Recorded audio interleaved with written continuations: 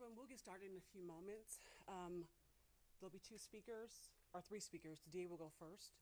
Afterwards, we're not taking a ton of questions. We've given a lot of folks sit downs the last few weeks, so we think we've covered that. But you will have a few opportunities, but not a ton. It's too many folks in here. Yes.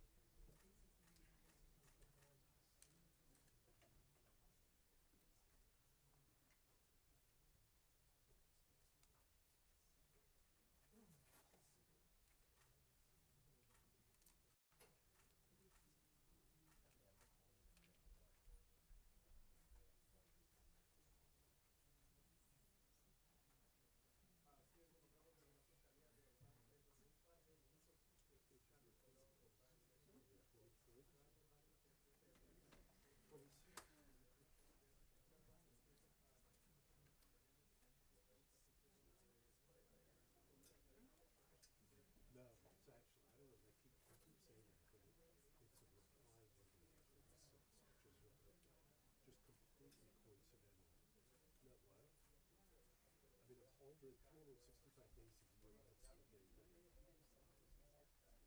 I said that out of all the days that we think we have to work, yeah, six, which is your.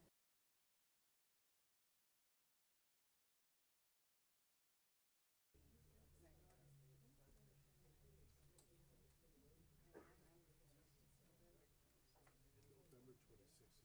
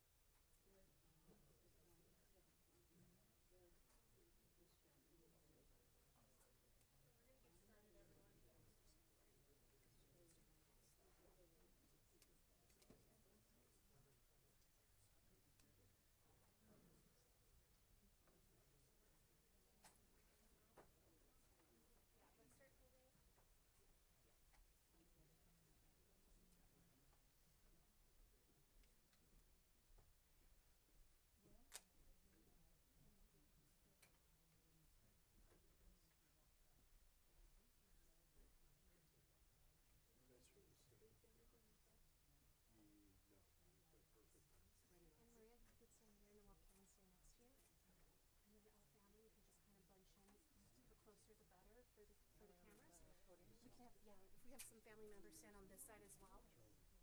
That would be great. And just the closer, the better.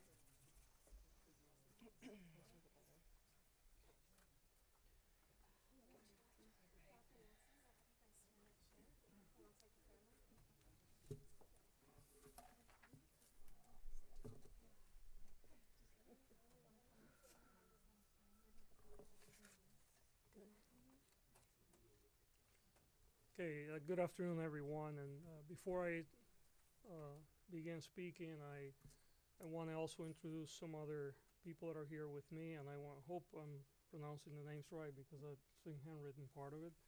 But I have Ana Maria Barat, Jose Menendez, Jose Menendez, and niece Karen Vandermolen, and Kitty's niece. They're all here with us. Also with us here is Brock Lunsford. He's the Assistant Head Deputy for the Post-Litigation Conviction Unit, and Nancy Cervier, who is the Deputy District Attorney in charge of the Resentencing Unit.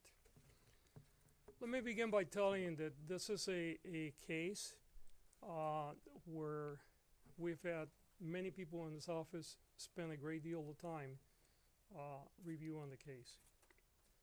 I have to tell you unequivocally that we don't have a universal agreement. There are people in the office that strongly believe that the Menendez brothers should stay in prison the rest of their life, and they do not believe that they were molested. And there are people in the office that strongly believe that they should be released immediately and that they were in fact molested. I have to tell you that after a very careful review of all the arguments that were made for people on both sides of this equation, I came to a place where I believe that under the law, resentencing is appropriate, and I am going to recommend that to a court tomorrow. What that means in this particular case is that we're going to recommend to the court that the life without the possibility of parole be removed, and that they would be sentenced for murder, which, because there are two murders involved, that would be 50 years to life.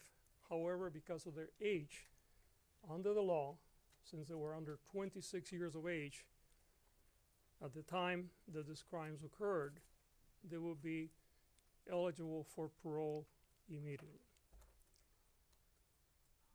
The teams that have worked on this, on the resentencing side of it, have spent literally probably hundreds of hours by now looking at this case. These cases were originally presented on the habeas side of it, which I'll explain in a moment what that is, last year, and then the request for a prosecutor-initiated resentencing occurred earlier this year.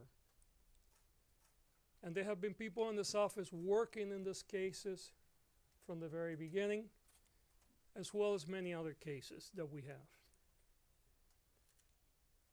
The reason why I'm here today and why I came in front of all of you about 10 days ago is because there was a more recent documentary about the case that again brought a tremendous amount of public attention.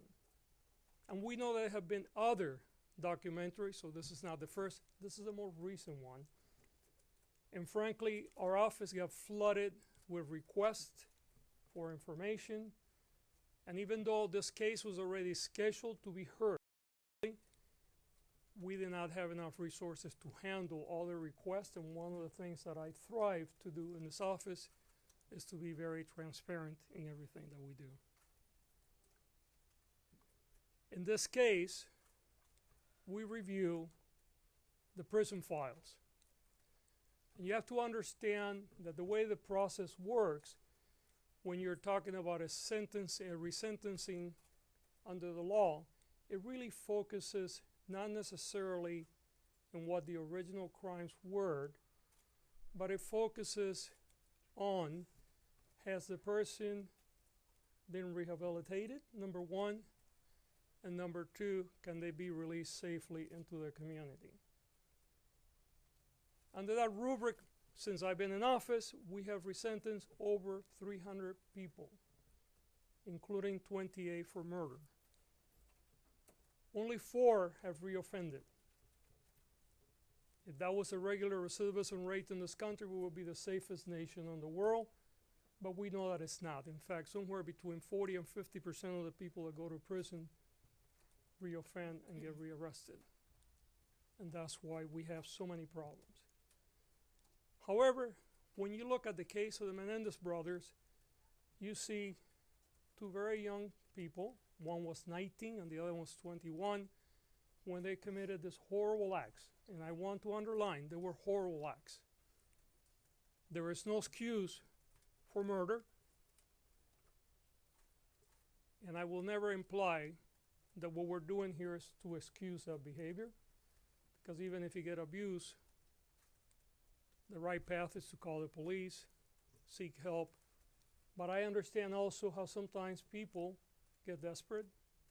We often see women, for instance, that have been battered for years, and sometimes they will murder their abuser out of desperation. And I do believe that the brothers were subjected to a tremendous amount of dysfunction in the home and molestation. But they went to prison for life without the possibility of parole, which meant that certainly under the law at that time, they had no hopes of ever getting out. They could have done what many other people do, which is basically said, you know what, I'm here for the rest of my life, so I'm going to do whatever. I'm going to misbehave, I'm going to join gangs, I'm going to live the life of the prison. But they never did that. To the contrary, even though they didn't think that they would ever be let free, they engaged in a different journey. A journey of redemption and a journey of rehabilitation. And often the people that begin their journey of rehabilitation and redemption in prison is often very internal. And what they do, and one of our lawyers pointed out this today, is usually the path is people try to further their education, do things for self-improvement, which the brothers have done, by the way. But it's more unique or less usual, I guess, when people not only do that, but they also begin to engage in ways to make life for others better. And in this case, the brothers have been doing so for a very long time, creating groups to deal with how to address untreated trauma, creating groups to deal with other inmates that have physical disabilities and may be treated differently. Even in one case, Lyle negotiating for other inmates as to the conditions that they live under during prison. And all this was done by 2 young people, now they're not as young, that had no hopes of ever getting out of prison. They have been in prison for nearly 35 years. I believe that they have paid their debt to society, and the system provides a vehicle for their case to be reviewed by a parole board, and if the parole concurs with my assessment, and it will be their decision, they will be released accordingly. I must underline, however, this case will be filed in court tomorrow. The final decision will be made by the judge.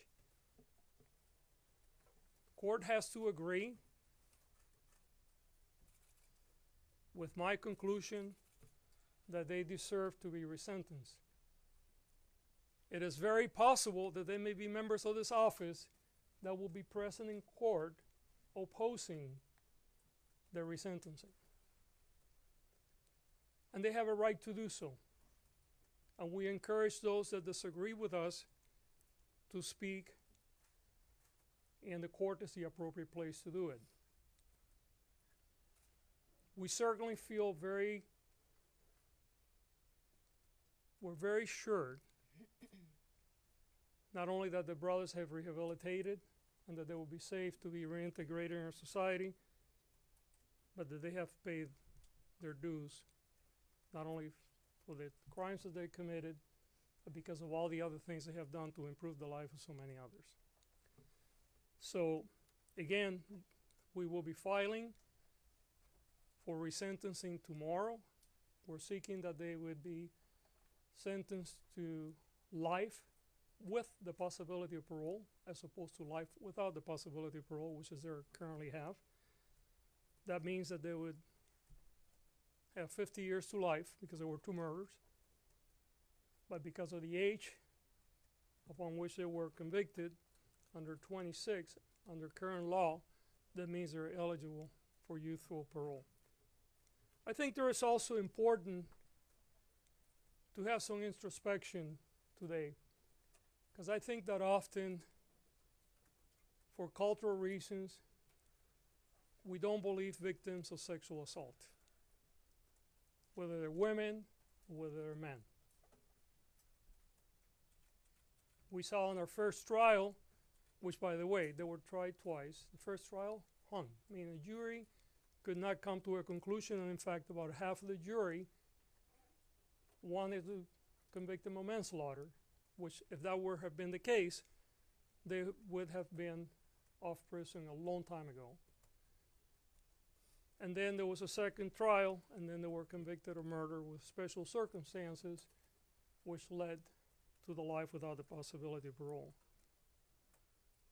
But it's salient to understand that our own implicit and sometimes explicit bias around sexual abuse and sexual assaults often leads us to severe injustices in our community. And I want to speak to those that are victims of sexual assault now, whether you're a man or a woman. Know that we're here for you. If you're a victim of sexual assault in this community, and by that we're talking about LA County, not just LA City, you can come for help. Whether you're prepared to prosecute or not, we will be here for you. We have services for you. And if you're prepared to move forward with the prosecution, we will evaluate it as we do any other case.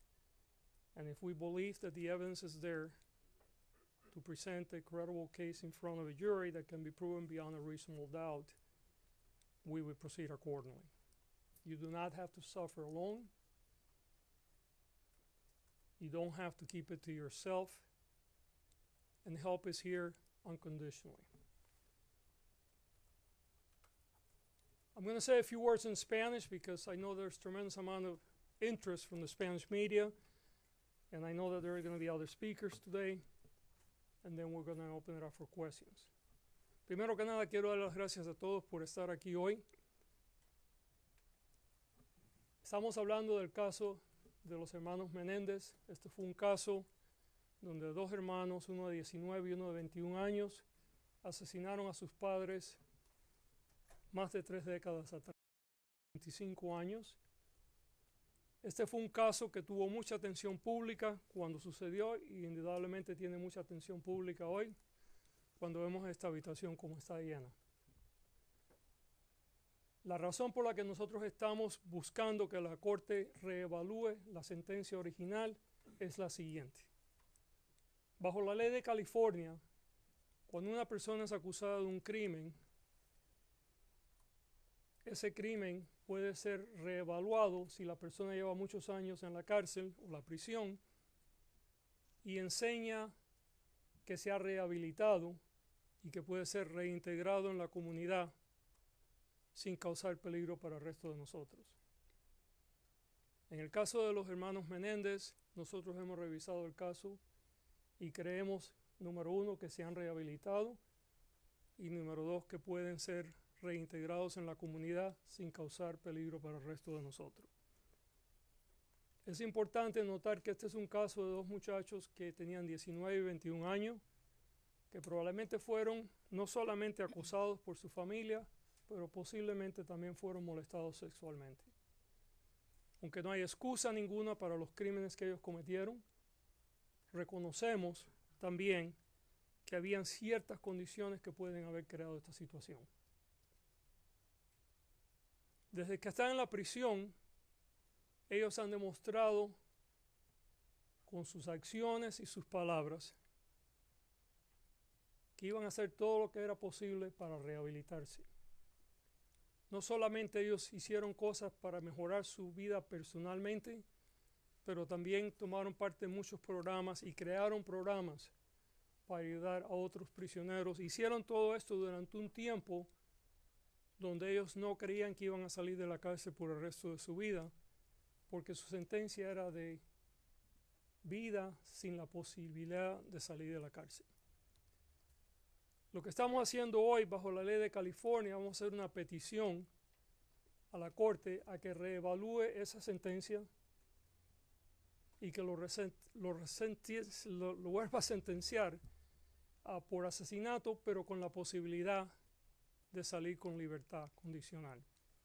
En el caso de ellos, porque son 2 asesinatos, serían 50 años o por vida, pero con la posibilidad de ser prohibido la oportunidad de salir con condiciones. Bajo la ley, cuando el crimen se cometió y la persona tenía menos de 26 años cuando lo cometió, esa persona puede ser evaluada inmediatamente para que su sentencia sea revisada y que se le pueda dar otra sentencia.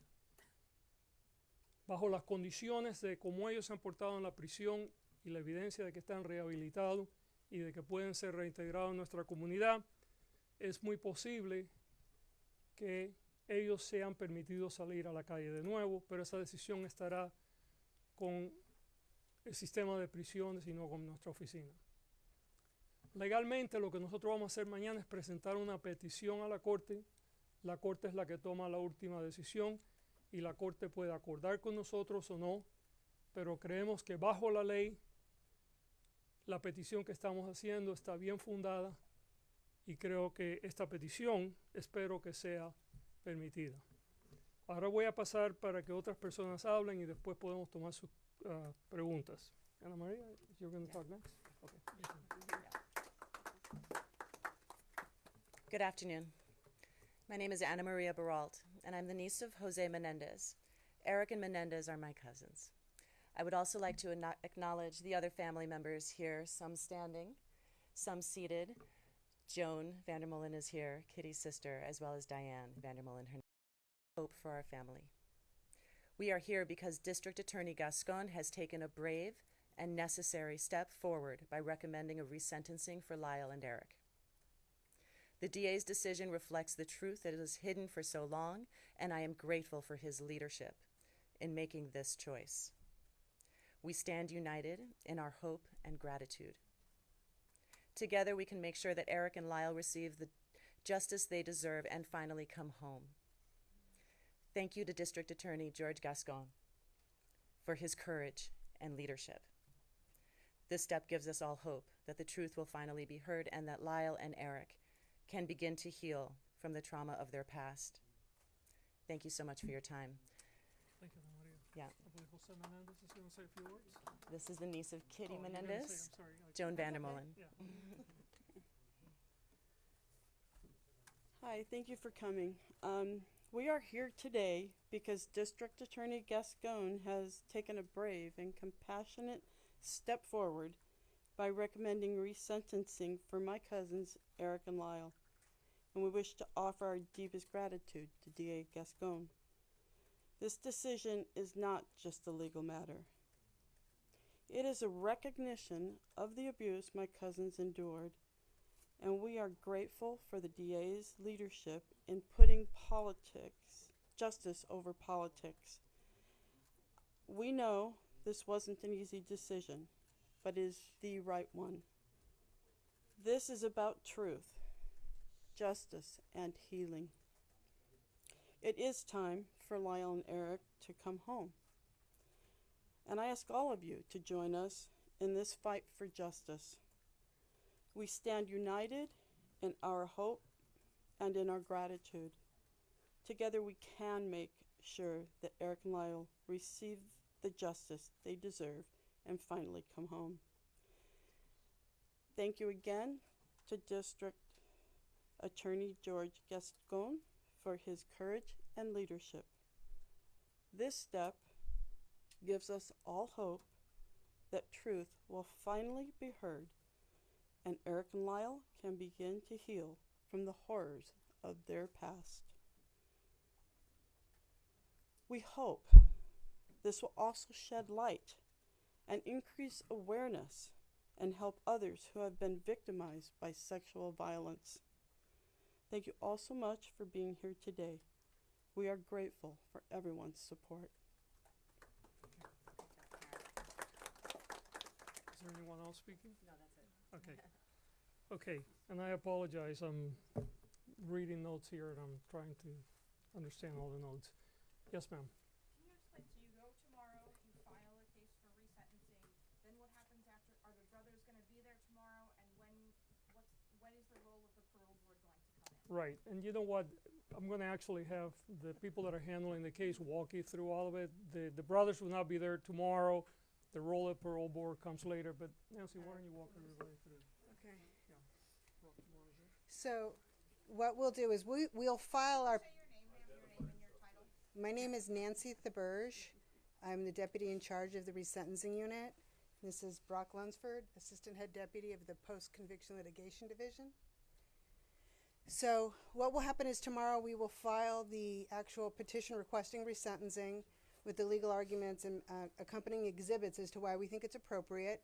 It's just a filing. No one's going to physically be in the courtroom. From there, we'll also serve the defense with our motion and our paperwork so that they'll have their copies. And from there, we will coordinate with the defense to set up a court date with the court so that the petition can be heard.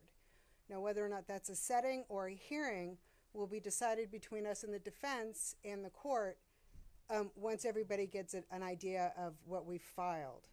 Then from there at the hearing, the defense can either decide to have the defendants, the Menendez brothers, physically brought into court.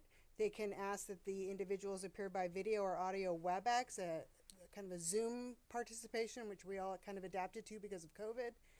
And then from there, we will do the hearing and submit all the written and legal and oral arguments and any evidence that needs to be admitted at the time, and then the court will rule at that point. But we don't have that court date yet because we're just starting the process tomorrow. But it's our intention to have that go forward before the habeas, because if the judge grants it, that may impact the defense's decision to proceed on the habeas. So we're gonna try it just as a matter of economy of time to stack it one before the other. Now, have the brothers found out about this in real time, or were they told about this beforehand, or what was their reaction if they were? No, this No, was. this is, actually the family was only invited to come. They were not aware what the final decision was until a few minutes ago.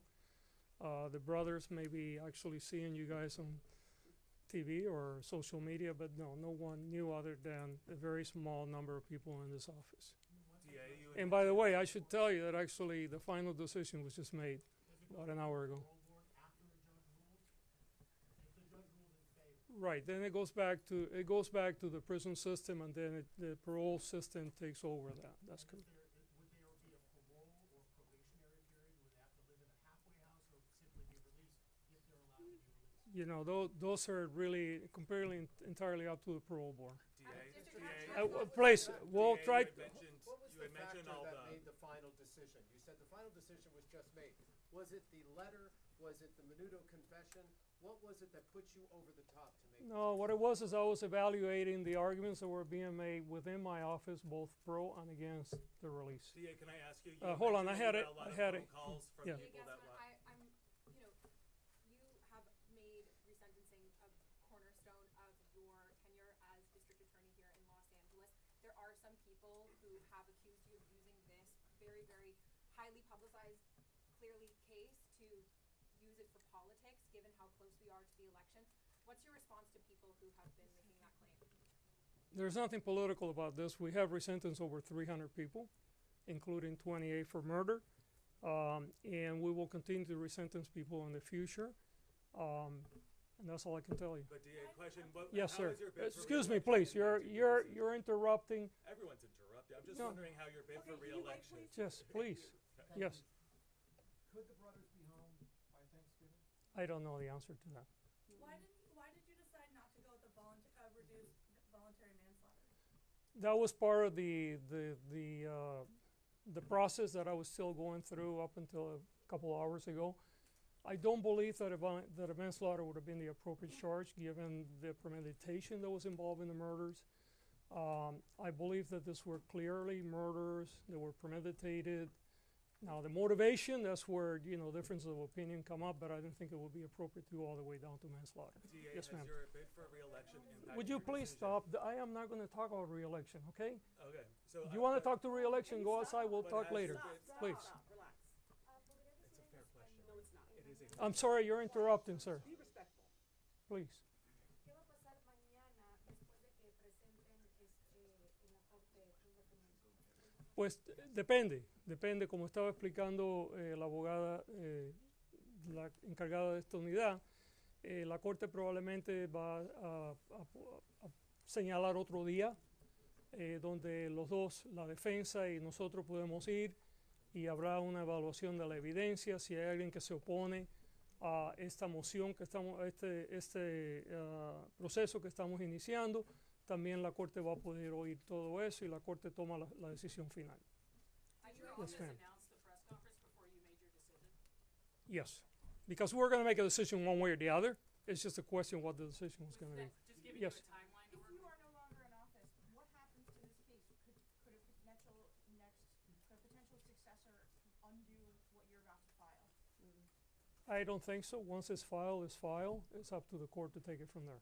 You mentioned Yes, I'm sorry. In a parole situation, obviously you've had a policy of not sending DDAs to those. Since you're obviously supporting the push for release here, how would that work? Would people from post-litigation, resentencing, would they go before the parole board to argue for their release? Or that No. We have a policy that we only send victim services advocate if the victim or the victim's family wants that support. We don't send lawyers to our parole boards to relitigate a case. The parole board is fully aware of what the initial crime was, the crime that led to the conviction.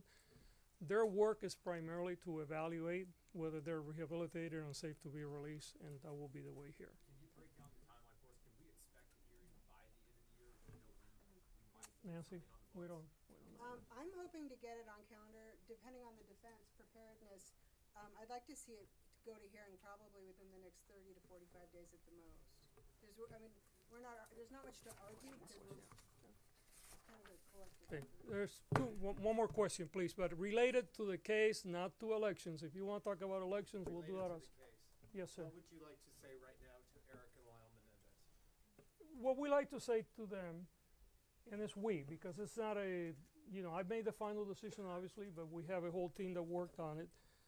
We have a family here that wants to be reunited, is that we appreciate what they did while they were in prison.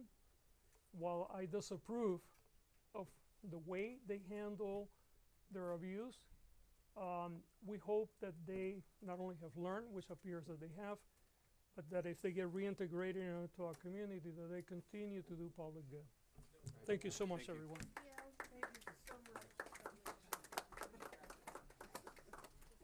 Thank you. Thank you. Thank you so much. Thank you, sir. Thank you. Thank you. Thank you so much. Thank you.